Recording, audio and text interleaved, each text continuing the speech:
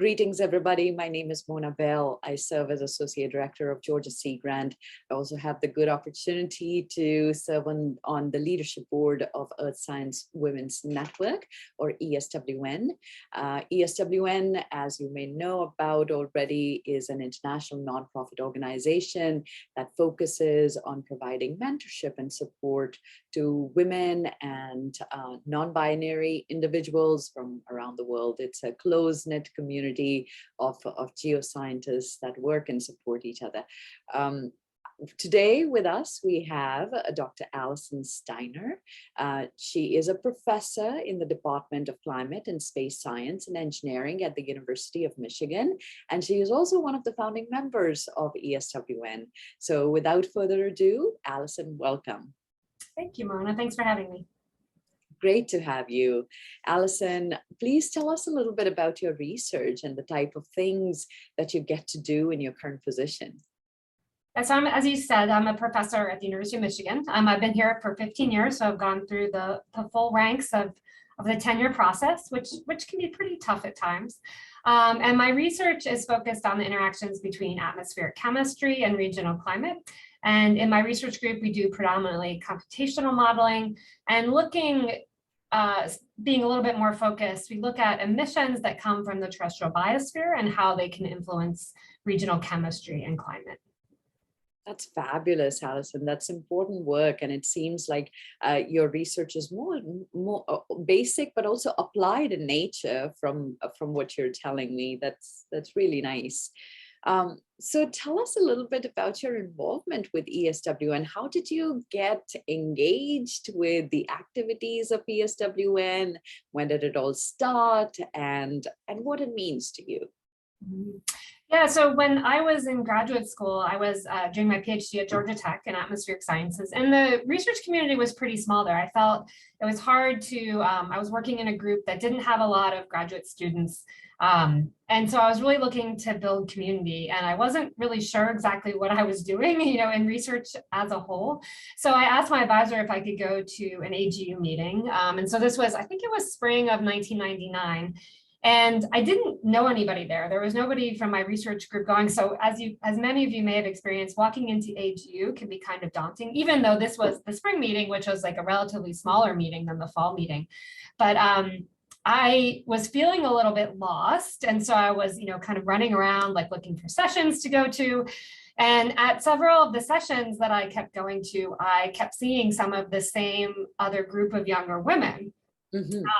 And so that was Tracy Holloway, and she was with Meredith Hastings. So Tracy was a PhD student at Princeton at the time, and Meredith she was actually working as a research assistant at GFDL. And then as part of that group, I met Amanda Stout and Arlene Fiore. That sort of got entrained into that group.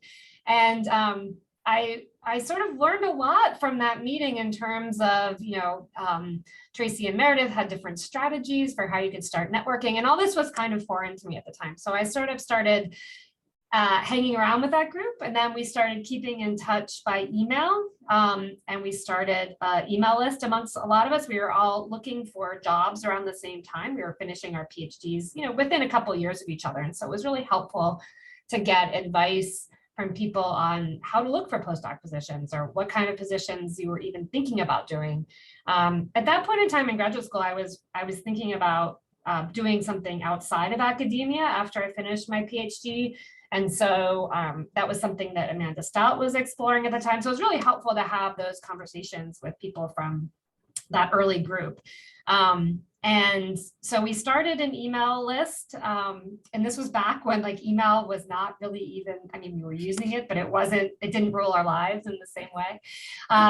And so that was how the ESWN list started, actually, was from those conferences. So for me, it was really important in terms of getting started in the field and meeting people outside of my own research group and within the research community. And, that's one of the things that I really love about ESWN is how that network can really help you grow, not just from feeling comfortable in a space, but it can also really open up a lot of research opportunities for you.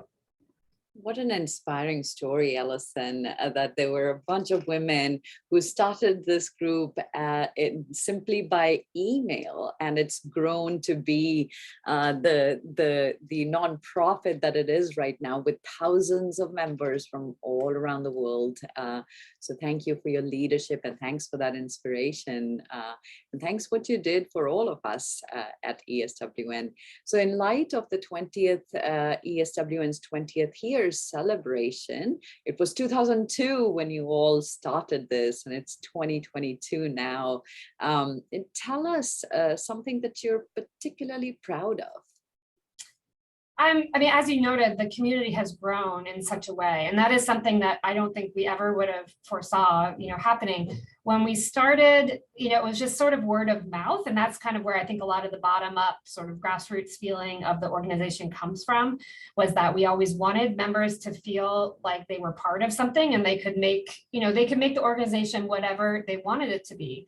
I haven't been on the board in a few years, and I'm always impressed and amazed at all of the amazing things that everyone is doing as part of, especially, after it became a nonprofit. I think it's a great resource for the community. And so I'm just, it was all of us working together, and I was just really proud. I'm still really proud of what that group has, turned that small interaction into, and how it tried to make science more accessible for people all over the world. That's fabulous. Thank you for sharing that perspective, Allison. So why should anybody be engaged in the activities of ESWN and or consider giving to ESWN? So I've always given, contributed during annual fundraising drives, and especially when we were sort of making this move into being a nonprofit space, doing some more contributions at that point in time. And mostly because the organization, I feel like, is really providing resources for people who need it most. Early career scientists often struggle, and I think especially in COVID times, trying to understand how you can start to network and build your professional network, both from the structure of having peer support, of having people to ask questions to, as well as potential letter writers or advocates in the community that you might not even be aware of, how important those are at this point in time of your career.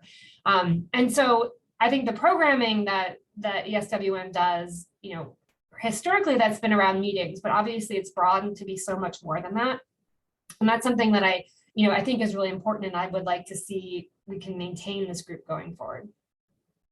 Those are fabulous thoughts and ideas. Thank you again for sharing them, Allison. Once again, thanks for your leadership of ESWN. Thanks for bringing us where we are today. And thanks for all that you do for us geoscientists in terms of both scientific research as well as workforce development. It's been truly delightful to speak with you. Thanks again. Thank you. All right.